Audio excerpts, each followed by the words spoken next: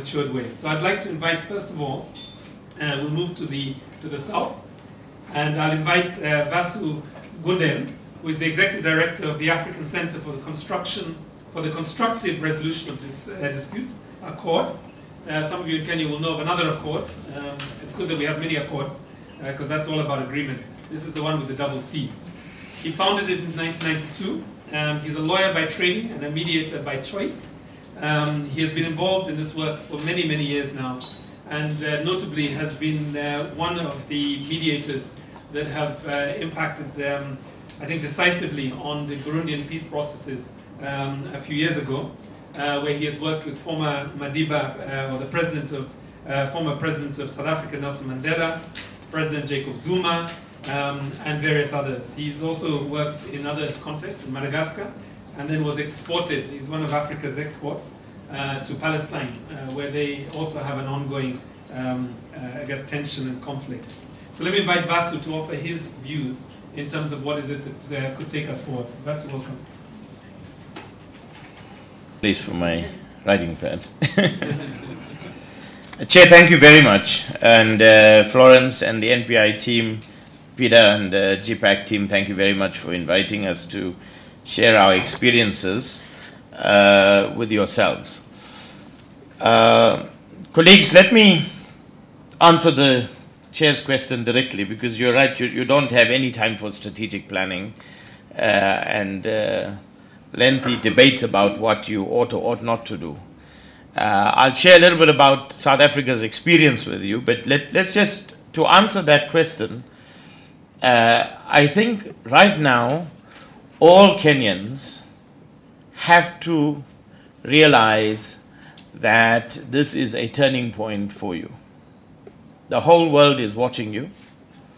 We have great expectations that you, despite all the differences, you will put those differences, well, let's not be unrealistic.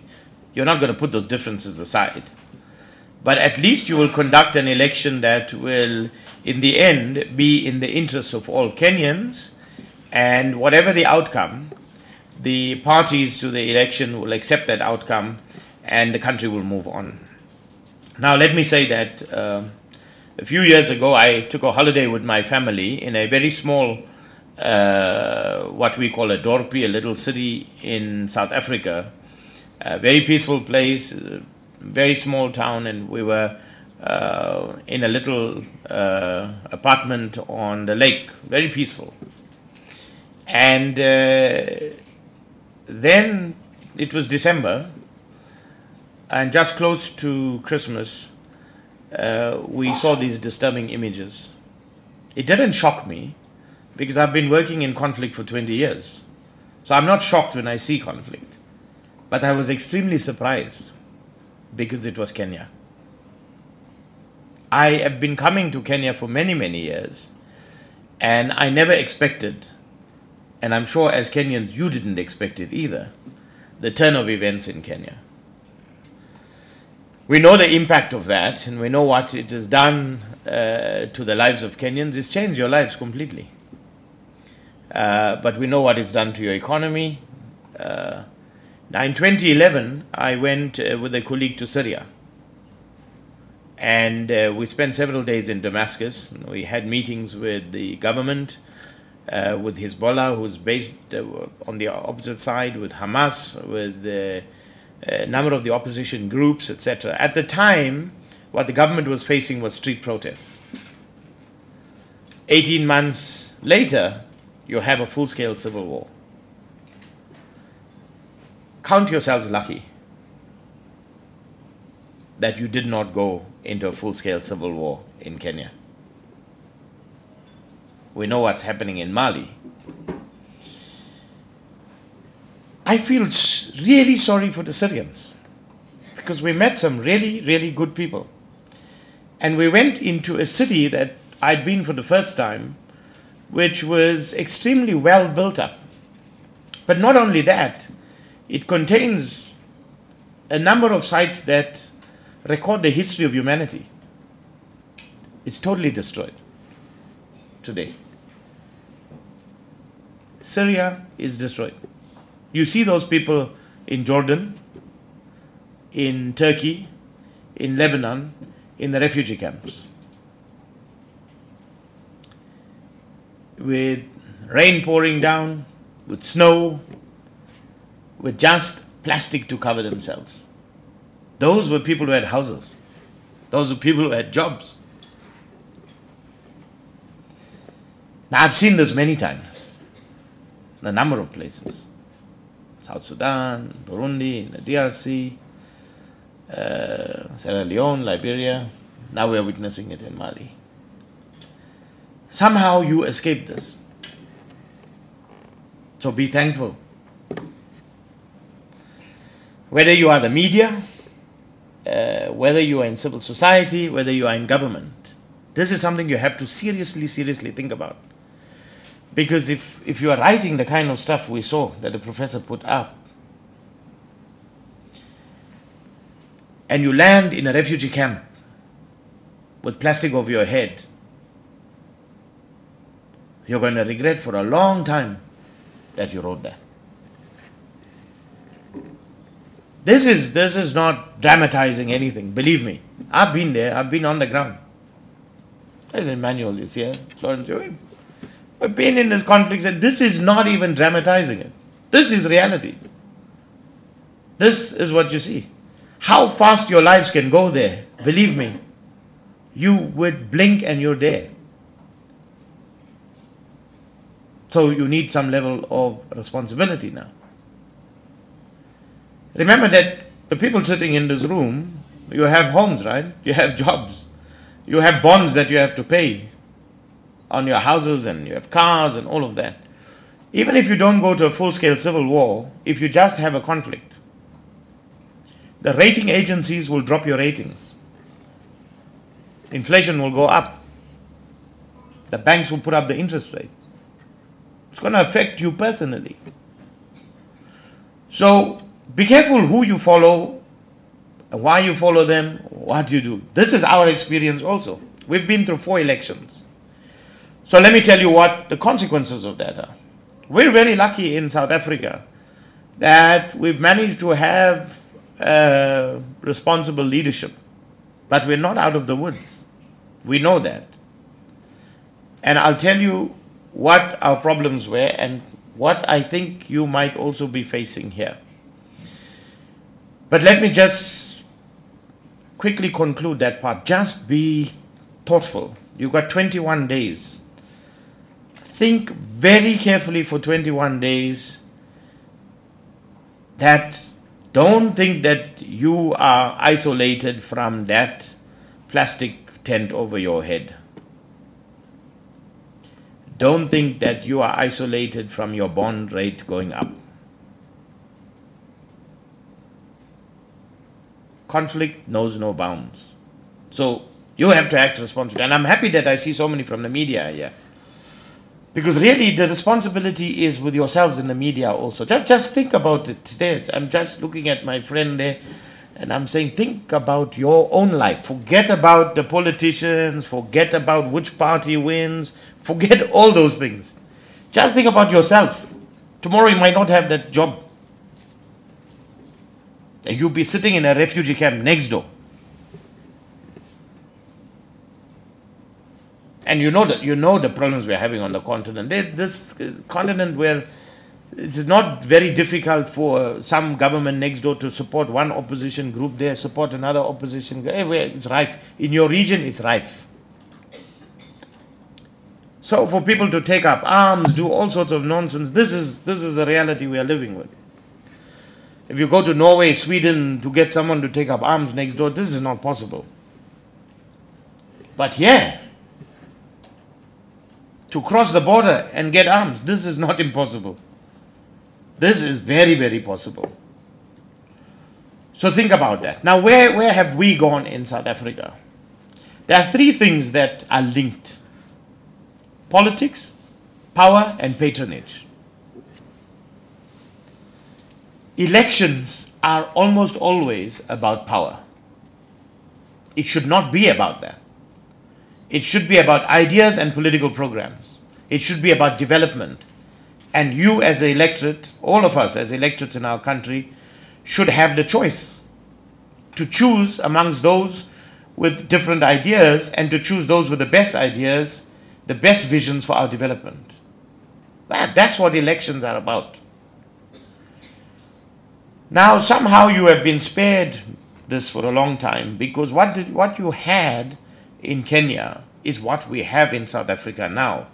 So you're somewhere ahead of us, and we're going to learn from you and watch your mistakes. Don't worry about us. We're still young in the game. Why? I'll tell you why. Because you see, you had a hegemonic party. Kenyatta, Daniel Arap Moi, hegemonic party.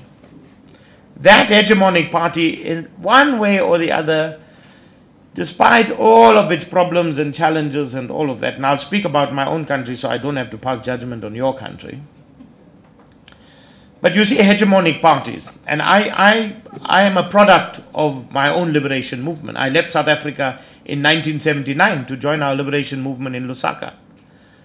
Throughout the 80s, I was not in the foot soldier. I was one of those leaders in the ANC inside the country. So if you talk about violence, I know violence. I orchestrated it too. I was in the front line. I was fighting in a system. I was in a war. Jail, I know jail. I've been there too. I used to be a lawyer for the ANC in the 80s. So this is my party that I'm talking about. It's a hegemonic party. And yes, it brings stability. Hegemonic parties in societies in transition bring stability. That's a reality. But when you go from political ideas to a contestation of power, that's when your problems start. When power is linked to patronage, you have big problems. So the contestation for power amongst political parties is in itself a problem. But it's very much contained by allegiances and loyalty, and people vote on the basis of those things. That's where we are right now. When Mandela fought an election in 1994 against the National Party, that was power. He fought on the basis of a political program that we had in our country, the Freedom Charter. That was the political program. And on that program, he said, I will deliver this. But he was also in a power contestation against the National Party of the apartheid government. So that was about power in essence. When it came to Mbeki in the following two elections, that was about power also. But slowly started to creep in patronage also. I don't have to tell you about patronage. I'm sure as Kenyans you're fully aware what patronage is. I don't have to spell that out to you. But when you have a cocktail mixture of politics, power and patronage, now you see it's not just limited to politicians fighting power battles. It's about the man on the ground who relies on that patronage. He will kill to ensure that whoever is giving him patronage remains in power. And when that person on the ground is not like you and I who have skills, access to resources, and we can, if the people who we are supporting lose elections, we don't lose everything. I'm a qualified lawyer, I'm admitted to the Supreme Court in my country, I run a successful NGO, I can go and be a lawyer, I can be anything I want to be. So if the ANC loses elections tomorrow, I'm not going to lose my life. But the person down there who doesn't have education, is marginalized, but he's in the municipal government somewhere there, and the only reason he's in that position is because of the patronage of the party. That person will kill to keep that job. That's just a reality. Our colleagues are here from Holland. Holland you don't kill because you have jobs. You lose elections, you don't go and kill. Sweden, Norway, Denmark, all those places, United States, you don't kill because you have access, you have skills, you have resources. The job market is such you can move from one to the other. But in a place where there is wide-scale unemployment, South Africa, 30% unemployment, Here you've got the young people, huge youth that are marginalized, unemployed, unemployable because they don't have the skills. Now that's your choice. That's where we are in South Africa right now, and we're managing this thing. We're trying to see, we don't want to go down that route. We still have a hegemonic party in the country, but the contestation is within the hegemonic party. So the last run-up to the ANC conference, the elections in the party were violent. It's still manageable. Once that contestation of politics, patronage and power gets to the political parties, we will have serious problems. You are there already. You have 21 days to decide what kind of life you're going to lead. That's all you have. You have to treat it with the seriousness that comes with that timeline. You also have to make sure that as the media, and you are all here, and I hope you will have more of the media that consider this. What you do today, tomorrow, in the next 21 days will also determine the outcome of your life. So, Chair, I'm hoping to discussion about these issues. But these are, as I said, please don't stand there and think this chap, he's just dramatizing this thing. It is not dramatizing anything. You saw the violence in Kenya in 2007, 2008. That was not dramatizing anything. These are you people. It's Kenyans who are killing each other. So you have the potential Kenya here, those people in the street can't get weapons. No, it's not so difficult. Remember, you're in a very volatile region. You know that. Your neighbors. Lawless. To get arms there, that doesn't take much. I got in at 2:30 this morning.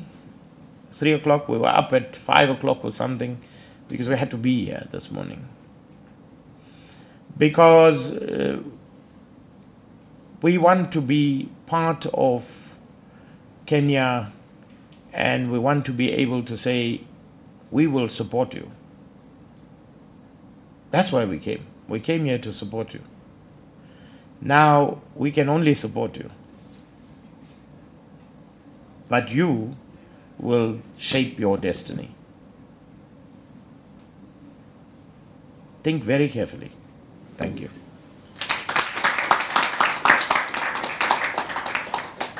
Thank you very much, Vasu.